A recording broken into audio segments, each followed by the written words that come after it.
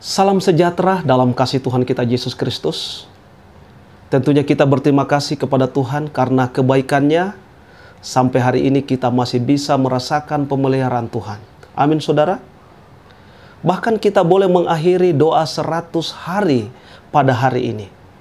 Mudah-mudahan setiap materi yang kita sudah baca atau dengarkan dan setiap doa yang kita sudah layangkan, bahkan setiap kesaksian yang kita sudah dengarkan, boleh menjadi berkat dalam pertumbuhan kerohanian kita, di mana kita semakin dekat dengan Tuhan dan semakin mengerti rencananya dalam kehidupan kita.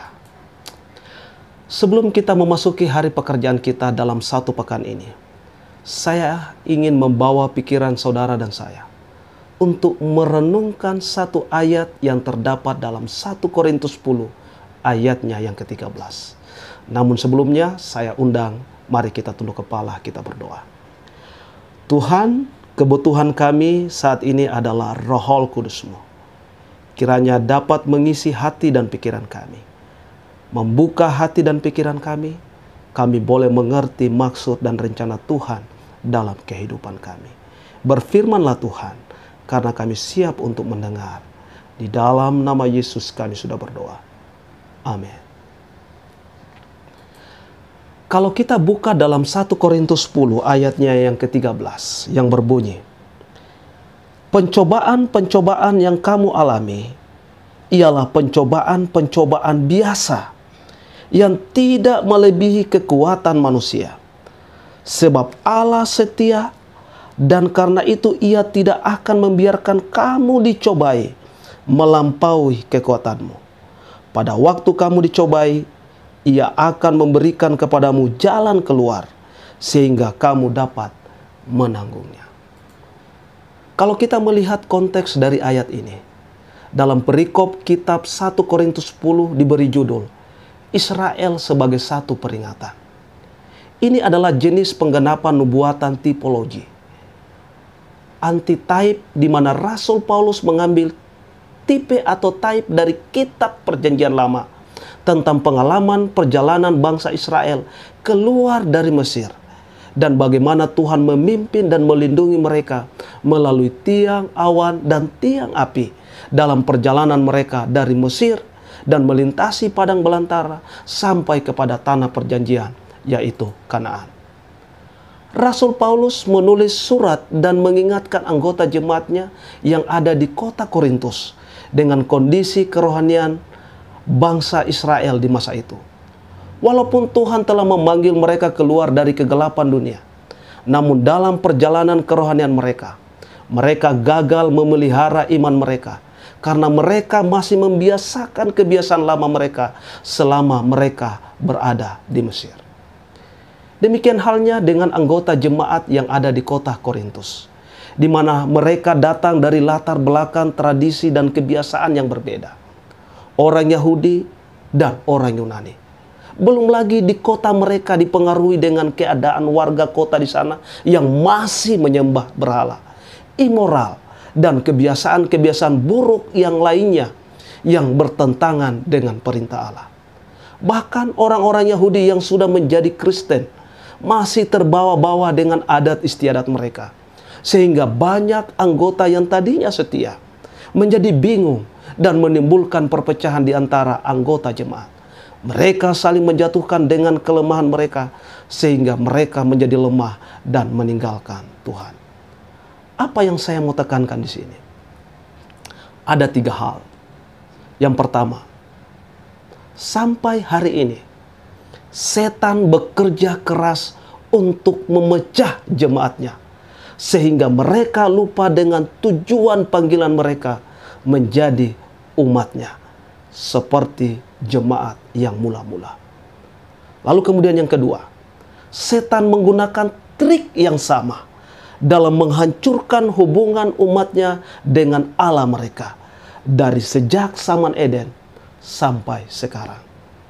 Dan yang ketiga, setan menggunakan kelemahan dan kekurangan umatnya untuk saling menjatuhkan satu dengan yang lainnya. Mari kita lihat beberapa kutipan tulisan Nyonya White dalam bukunya Kemenangan Akhir halaman 535 dan halaman 542. Dikatakan seperti ini. Setan menyerang Kristus dengan pencobaan-pencobaannya yang paling ganas dan yang paling halus. Lalu kemudian berikut, setan dapat dengan mudah mengendalikan pikiran mereka atau manusia yang tidak menyadari pengaruhnya. Sehingga firman Allah memberikan kepada saudara Nazaya banyak contoh-contoh pekerjaan ganas setan itu dan mengungkapkan kepada kita kekuatan rahasianya. Dan dengan demikian membuat kita berjaga-jaga terhadap serangan-serangannya. Kuasa dendam kesumat setan dengan bala tentaranya dapat membahayakan kita kalau saja kita tidak mendapatkan perlindungan dan kelepasan dalam kuasa yang lebih tinggi penebus kita.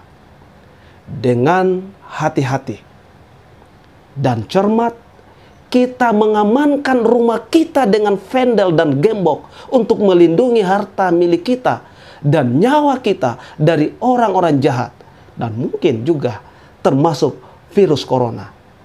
Tetapi saudara, jarang kita berpikir mengenai malaikat-malaikat jahat yang terus berusaha untuk masuk ke dalam diri kita.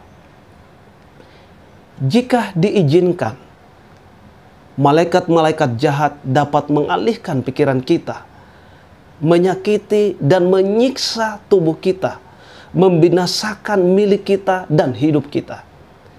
Kesukaan mereka satu-satunya adalah penderitaan dan kebinasaan. Ketakutan adalah bagian yang menolak tuntunan ilahi dan menyerah kepada pencobaan setan. Akan tetapi, mereka yang mengikuti Kristus akan selalu aman di bawah pemeliharaannya. Malaikat-malaikat yang menonjol dalam kekuatan dikirimkan dari sorga untuk melindungi mereka.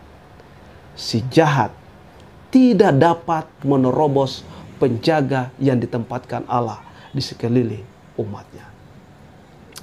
Saudaraku, seperti nasihat Rasul Paulus kepada umat Tuhan yang ada di kota Korintus di masa itu, adalah juga nasihat yang sama yang diberikan kepada kita sebagai umat-umatnya untuk tetap percaya bahwa pencobaan-pencobaan yang kita alami tidak melebihi kekuatan kita, di mana Tuhan akan selalu menyertai kita dan memberikan jalan keluar setiap pergumulan yang kita alami.